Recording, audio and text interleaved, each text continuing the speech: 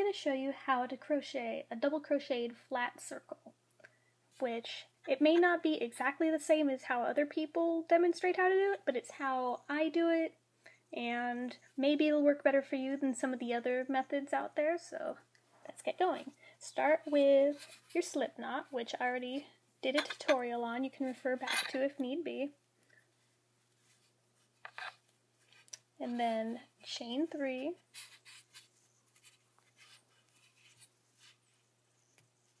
And then do a slip stitch into your first chain. And go through, and you'll have a loop. Now what you should do here is find the center of this loop. It's not right here where you might think it is. It's right about here. And I would suggest going through it and widening it a little bit so you can see it more easily. See, now it shows up better. So, okay, but what you're going to do is chain 3. And some people would consider this their first chain of the next round, but for reasons I'm going to explain on the next round, I don't. So, double crochet 12 stitches into the middle of the loop. So, 1,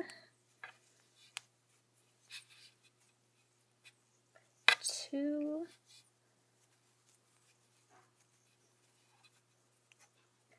3,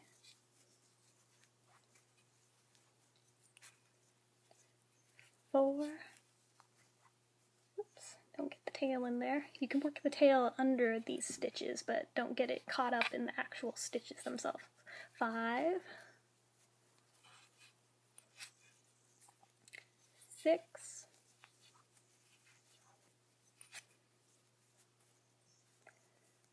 7,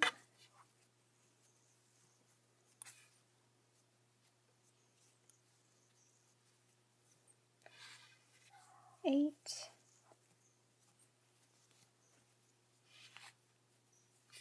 9,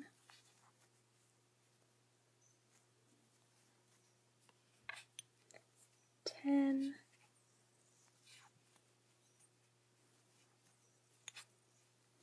11, and 12. Now, the difference that added stitch makes is that you are not going to count your first chain 3 as a stitch, because if you do, you're going to end up with a weird gap at the beginning of each round. So what I do is I ignore that that's even there. It's basically a space filler. So what you're going to do is slip stitch into the top of your first actual double crochet, not into the slip stitch itself. If you need to, you can always count back on the stitches and go 1, 2, 3, 4, 5, 6, 7, 8, 9, 10, 11, 12 if you need help figuring out where it is on yours. So then you just go into it, go through both loops, slip stitch, and come up. And you've got your first round. Now you're going to chain 3. And remember, this doesn't count. So in the same spot as that, you're going to double crochet, and this is your first actual stitch that's going to count, because that's a marker. Now, most people would have that be the first part of their second round, but because we're not counting this as a stitch, we're going to add one more into the same spot. So you've got 2 there, because remember, we're ignoring that this one even exists. And then you're going to do 2 double crochets into each stitch all the way around. So 1, 2,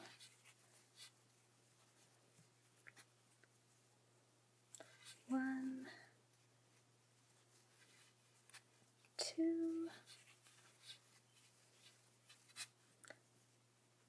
1, 2,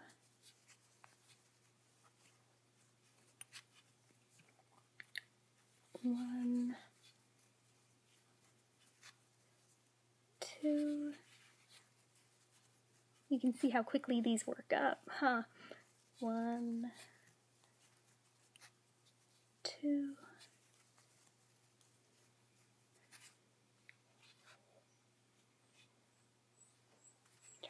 yarn out. 1,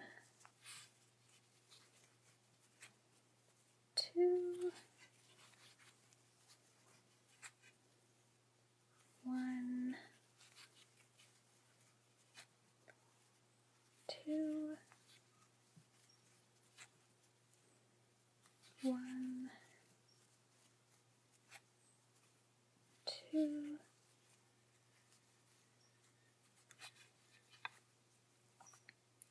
1,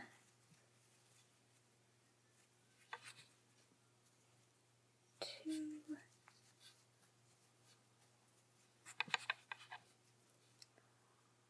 almost there. 1,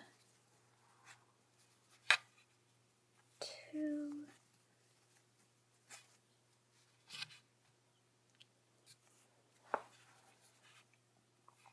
1, and 2. And then remember, we don't count this as a stitch, so we go into the top of this one and slip stitch through, and you've got your second round.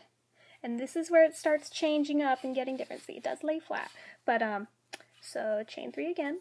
That doesn't count as a stitch, as usual. At no point does it count as a stitch. What you're going to do is put another one in the same stitch, because since that slip stitch doesn't count as one, you always add another one into the same spot, right there. And then you're going to do 2 in the next crochet, and then 1 in the next after that, and 2, 1, 2, 1 all the way around. So you might want to use a stitch marker to keep track of the beginning of the round. You might not. If you can keep track well enough, then you maybe don't need it, but it's always an option. So 2,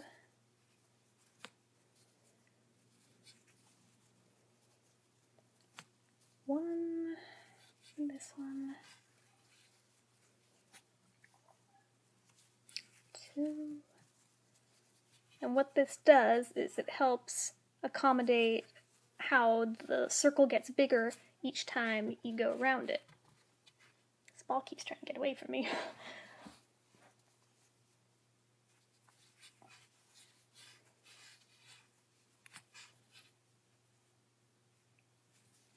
2,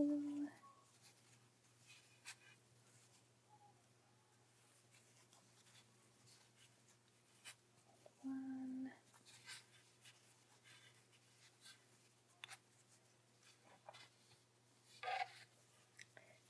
2,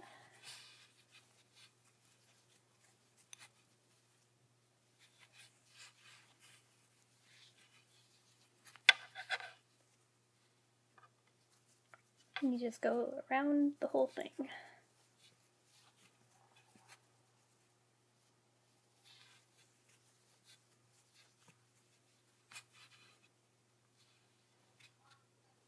And basically the idea is that on each round that you go around and get bigger on, like how this one is you start with 2 and then you do 1 stitch, the next round would be you start with 2 and then the next 2 stitches you do 1 in each of those, and then another one with 2, and then another 2 with 1, and on the next round after that it starts with 2, and then you do 3, and so on until you have it as big a round as you want it to be. So once you hit that point, once it's as big as you want it to be, if you want it to be something flat, you can cut it there and bind off. Or if you want it to be a hat, this would be the point where you would start doing just 1 in each stitch all the way around, and it'll start to naturally curve under and become hat-shaped. But for the sake of this tutorial, we're just doing flat, so I'll just finish up this round, and you guys have the idea of what to do. And if you have any questions about how it works, feel free to ask, and I'll be happy to help you guys any way I can. So we'll just go around the rest of this round, and I'll show you how to finish it off for a circle, because it is a little bit different than when you're crocheting a square, but not a lot. It's not real different. It's pretty easy.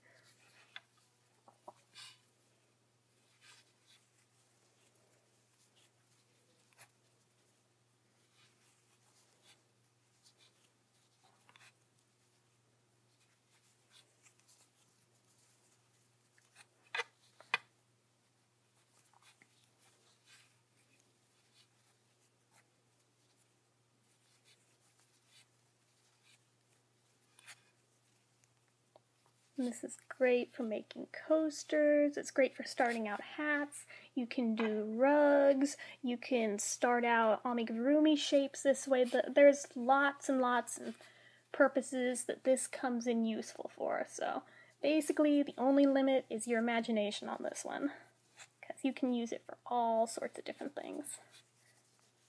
For something at this size that I'm just going to use this tutorial for, I'll probably just turn it into a coaster, but anyway, that's just mine.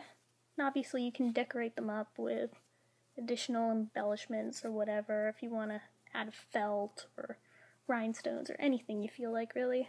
You can do that. Or if you want to add on a border trim to it, you can do that. Like I said, it's only limited by your imagination and what you come up with. Oops. 1 and 2.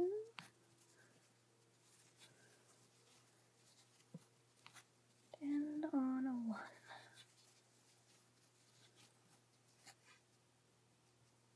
Then into the top, the double crochet, we slip stitch, and since that's the size I'm going to make it to lay flat, I'm going to cut the yarn about here.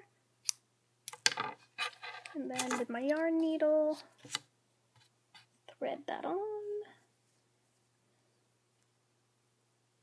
It's being a little tricky. And then go in through the front side of the loop, pull it through, and then you can slide your crochet hook out, pull it down tight, flip it over to the back, and go into a couple of the bar stitches on the back, but not too hard to where you lose the shape of the circle, because otherwise you'll make an indent. I know it's a little hard to tell where everything is on a variegated yarn. I probably should have thought that through better, but it'll still work its purpose. And just go back and forth through different stitches until you feel you've woven in enough of the ends. I like to weave mine in as much as I can. I also have to be careful in doing this not to separate the stitches apart from each other and end up making gaps that way, since you worked hard at making sure there wasn't a gap in the first place by adding in the extra stitch. So yeah, it's just something to keep in mind when you do these. I think I've almost got it to about where I want it for this end. And then I have to weave in the ends of the first end. So then we cut it right at the edge there. And then just for the center end, pull it as taut as you can and it'll close up that circle in the middle. And then your yarn needle out again. And these I often like to weave underneath those middle stitches.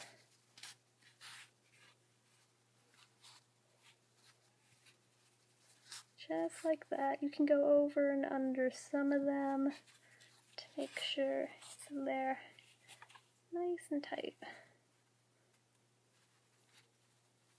Just make sure not to go all the way through onto the front side or anything. And that should be good enough. Trim it close down.